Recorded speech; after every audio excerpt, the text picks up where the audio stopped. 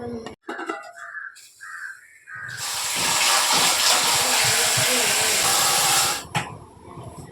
Dears, നമ്മുടെ പുതിയൊരു വീഡിയോയിലേക്ക് എല്ലാവർക്കും സ്വാഗതം.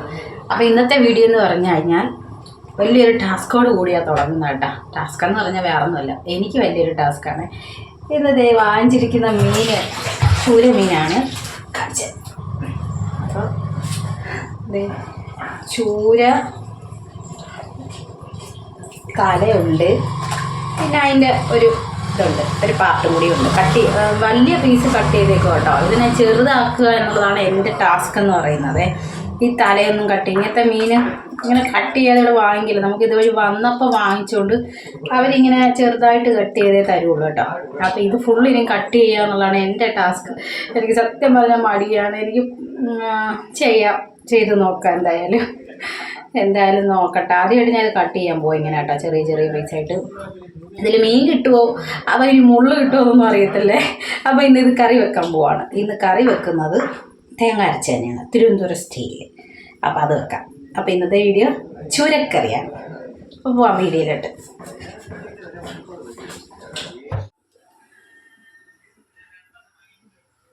അങ്ങനെ മീനൊക്കെ കട്ട് ചെയ്ത് എടുത്ത് കേട്ടോ. ഇതിൽ മുള്ളും മീൻ കഷ്ണവും എല്ലാം ഉണ്ട് കേട്ടോ.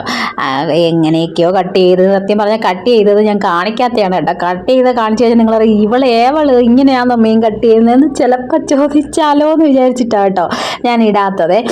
ഞാൻ ഈ സത്യമായിട്ടും പറയാം, ഈ തലമീൻ അങ്ങനെ കട്ട് ചെയ്തിട്ടില്ല. ഇവിടെ നമ്മൾ വാങ്ങിക്കുന്നെങ്കിലും കട്ട് ചെയ്തുകൊണ്ട് വരുവാണെങ്കിൽ നമ്മുടെ ഈ വീട്ടിൻ്റെ അതൊരു മീൻകാർ വരുവാണെങ്കിൽ അവരെ ഉള്ളു വലിയ പീസായിട്ട് കട്ട് ചെയ്തിട്ട് അതിൽ നമ്മൾ ചെറിയ ചെറിയ പീസ് എടുക്കണം. അപ്പം പുറത്തുനിന്ന് വാങ്ങിച്ചുകൊണ്ട് വന്നേ കൂടുതലും വെച്ചിട്ടുള്ളൂ. അപ്പോൾ ഇങ്ങനെ കട്ട് ചെയ്യേണ്ടി വന്നിട്ടില്ല കേട്ടോ. അതുകൊണ്ടാണ് എനിക്ക് അറിയാത്തത്, ഒന്നും വിചാരിക്കില്ല. അപ്പം അതുകൊണ്ട് ഇന്ന് ഉറക്കത്തിൽ നിന്ന് എണ്ണീറ്റ് വന്നപ്പോൾ ഞാൻ കണി കണ്ടത് ഈ മീനിൻ്റെ തലയും കൊണ്ടാണ് കേട്ടോ. അതോടുകൂടി എൻ്റെ സത്യം പറഞ്ഞാൽ മൂഡ് പോയി. ഇന്നത്തെ ഈ ഒരു വീഡിയോ എടുത്ത ദിവസത്തെ ഫുള്ള് എനിക്കൊന്ന് ഒരു ഉച്ച വരെ എനിക്ക് ഭയങ്കര ദേഷ്യവും എൻ്റെ ഒട്ടും കൊള്ളാത്തൊരു ദിവസം എന്ന് വേണമെങ്കിൽ പറയാം കേട്ടോ. പക്ഷേ നമുക്ക് ഈ മീൻ കറിയൊക്കെ കൂട്ടി തിന്നുമ്പോഴത്തേനും അതെല്ലാം പോകും. എന്നാലും ആ ഒരു പിറുപിറുപിറുപിറാന്ന് പിറുത്തോണ്ട് ഇന്നാണ് ഞാൻ ചെയ്തുകൊണ്ട് നിന്നത് കേട്ടോ.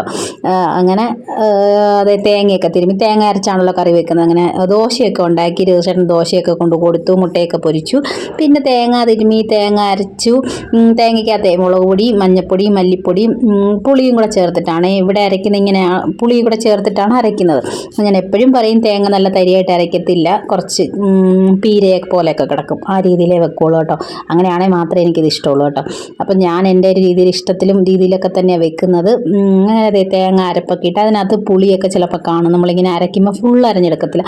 അതിനെ കൈയൊക്കെ വെച്ച് നല്ലപോലെ ഞെരടിയെടുത്ത് ഉപ്പൊക്കെ ഇട്ടു. പിന്നെ അതിനകത്ത് കുറച്ച് പച്ചമുളകും തക്കാളിയൊക്കെ ചേർക്കാം. അപ്പം മുരിങ്ങക്കോലൊന്നും എൻ്റെ കയ്യിൽ ഇല്ലാത്തതുകൊണ്ടാണ് ചേർക്കാത്ത കേട്ടോ. ഈ ഒരു മീൻകറിയിൽ അതൊക്കെ ചേർക്കാറുണ്ട്.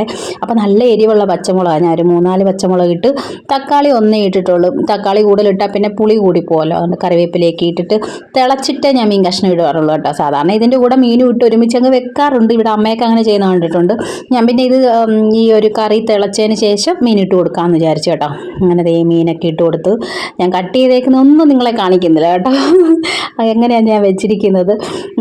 ചെറിയ പീസും കുറച്ച് മുള്ളൊക്കെയാണ് വലിയ പീസായിട്ട് കിടക്കുന്നത് കേട്ടോ. ബാക്കിയൊക്കെ ഒരുമാതിരിയൊക്കെ റെഡിയാക്കി എടുത്തിട്ടുണ്ട്. കട്ട് ചെയ്യുന്നതൊന്നും ഞാൻ കാണിക്കാത്തത് അതുകൊണ്ടാണ്. അങ്ങനെ മീനൊക്കെ ഇട്ടതിന് ശേഷം തിളച്ചിട്ട് തീ കുറച്ച് വെക്കും കേട്ടോ. തീ കുറച്ച് വെച്ചിട്ട് ആവട്ടെ. അപ്പോൾ മീൻകറി ഉണ്ട്, സാമ്പാർ ഇരിപ്പുണ്ടല്ലോ, കുറച്ച് മൊരുകറി ഇരിപ്പുണ്ട്. അപ്പോൾ എന്തെങ്കിലും തോരനോ മെഴുക്കുരട്ടിയോ ആക്കാമെന്ന് വിചാരിച്ചു. അപ്പോൾ തോരൻ വേണ്ട, തേങ്ങാക്കറി അല്ലേ, പിന്നെ അതിൻ്റെ കൂടെ വീണ്ടും തോരനും കൂടെ ആക്കേണ്ട, തേങ്ങയിട്ട് മെഴുക്കുരട്ടി ആക്കാമെന്ന് വിചാരിച്ചു.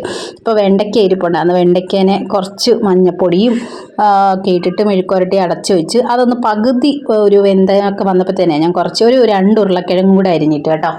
ആ ഉരുളക്കിഴങ്ങും കൂടി ചേർത്ത് അടച്ചു വെച്ചു. പിന്നെ മീൻകറിക്ക് ഇതേ കടുകും വറുത്തിട്ടുണ്ട് കേട്ടോ.